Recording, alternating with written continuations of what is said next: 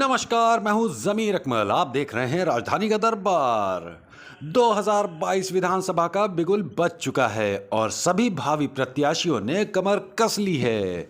इसी क्रम में आज हमारी टीम पहुंची है कांग्रेस के भावी प्रत्याशी अरशद इकबाल के कार्यालय पर, जहां उनसे मिलने वालों का जमावड़ा देखने को मिला। प्रियंका गांधी के नेतृत्व में लड़ा जाने वाला यूपी 2022 के चुनाव के मद्देनजर हमारी खास बातचीत हुई अरशद इकबाल जी से। क्या कहा अरशद इकबाल जी ने, आइए आपको सुनाते हैं। 2022 का चुनावी बिगुल बज चुका है।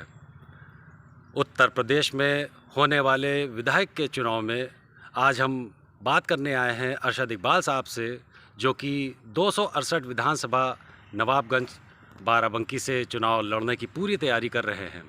अरशद इकबाल साहब, सबसे पहले तो मैं ये जानना चाहूँगा कि इस बार का चुनाव कांग्रेस पार्टी जो है प्रियंका गांधी के नेतृत्व में लड़ रही है।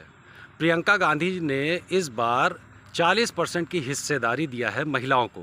इस बारे में आप क्या कहेंगे? देखिए, आज हमारी माताएं, हमारी बहनें किसी भी क्षेत्र में पुरुषों से पीछे नहीं हैं और हर क्षेत्र में, चाहे वो विमान उड़ाने पे हो या खेल जगत में हो या किसी भी क्षेत्र में हो, पुरुषों के साथ कंधे से कंधा मिलाकर वो चल रही हैं। हमारी नेता आदरणीय प्रियंका गांधी जी ने उनको पॉलिटिक्स में बुलाया है और कहा है कि हम आपको 40% यहाँ पे आरक्षण देंगे, 40% टिकट उत्तर प्रदेश में हम महिलाओं को देंगे। मैं समझता हूँ कि अगर महिलाओं की हिस्सेदारी पॉलिटिक्स में होगी तो जिस तरीके से आज उत्तर प्रदेश में पॉलिटिक्स के क्षेत्र में लूट मची हुई है, महिलाओं के आने से कहीं ना कहीं ये चीज़ कम होगी। और हमारी नेता आदरणीय प्रियंका गांधी जी के नेतृत्व में अगर यहाँ पे सरकार बनती है तो मैं समझता हूँ कि उत्तर प्रदेश की जनता की ये बहुत बड़ी जीत होगी, जिसमें महिलाएं सबसे ज़्यादा हिस्सेदार होंगी। जिस तरह से मैंने अभी आपके क्षेत्र में कई लोगों से संपर्क किया, उनसे बातचीत की, तमाम लोगों ने आपका भी नाम लिया उसमें, तो मैं ये जानना चाहता हूँ कि जिस तरह से आज आपके घर के बाहर लोगों का हुजूम लगा रहता है अपनी अपनी समस्याओं को लेके, आप उनकी समस्याएं दूर करते हैं।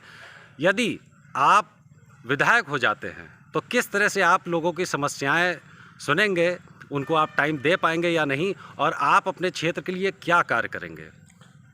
देखिए, अगर मुझे नवाबगंज की जनता यहाँ से जिताती है, ये सौभाग्य मुझे मिलता है, तो मैं पूरी तरीके से समर्पित हूँ नवाबगंज की जनता के लिए। और मैं सब ज़्यादा से ज़्यादा टाइम चाहूँगा कि मैं अपने क्षेत्र में अपनी जनता को दूँ। आने वाले चुनाव में मैं समझता हूँ कि बदलाव यहाँ ज़रूरी है, क्योंकि यहाँ का जो वोटर है वो अपने आप को ठगा महसूस कर रहा है। 32 साल हो गए कांग्रेस की सरकार उत्तर प्रदेश में नहीं है, सूबे में नहीं है, बाराबंकी में नहीं है, कोई विधायक नहीं। हमारे आदरणीय पीएल पुनिया साहब थे। 5 सालों में जो काम आदरणीय पीएल पुनिया साहब ने किया, मैं समझता हूँ कि उत्तर प्रदेश में किसी भी सांसद ने ऐसा 5 साल में विकास नहीं किया जैसा बाराबंकी में आदरणीय पीएल पुनिया साहब ने किया। और भारतीय जनता पार्टी के जितने भी सांसद हैं, सबने वादे तो बड़े बड़े किए, लेकिन आप जाके अगर उनके कार्य क्षेत्र में उनकी जो कर्म भूमि है जाके आप देखेंगे, वहाँ पर आप देखिएगा कोई भी विकास का काम नहीं हुआ। आदरणीय पीएल पुनिया साहब ने यहाँ पर ट्रॉमा सेंटर दिया, यहाँ पर 4200 गाँव में खंबे बिजली के तार पहुँचाए, यहाँ पर ओवरब्रिज दिया, तराई इलाके में यहाँ बांध दिया। तो अब मैं समझता हूँ कि कांग्रेस पार्टी हमेशा विकास को लेकर, विकास का मुद्दा लेकर चुनाव में उतरी है और ये मुद्दा हमारा आगामी चुनाव में भी रहेगा। और अगर कांग्रेस पार्टी यहाँ से जीतती है तो यहाँ पे जिससे बाराबंकी नवाबगंज अभी तक अछूता है विकास, वो विकास का काम यहाँ पे अवश्य होगा। इसके लिए हम संकल्पबद्ध हैं। चुनावी बिगुल तो बज चुका है अरशद इकबाल साहब, मुलाकात तो अब आपसे होती ही रहेगी। जनता के लिए कुछ कहना चाहेंगे आप? मैं नवाबगंज की सभी सम्मानित जनता को, बाराबंकी के सभी सम्मानित जनता को भैया दूज, दीपावली और धनतेरस की हार्दिक शुभकामनाएं देता हूं। और मैं समझता हूं कि जो हमारे यहाँ पर पूर्वांचल के लोग हैं, उनको छठ पूजा की भी बधाई, बहुत बहुत शुभकामनाएं। धन्यवाद। हम बात कर रहे थे अरशद इकबाल साहब से, राजधानी का दरबार जमीर अकमल के साथ। धन्यवाद।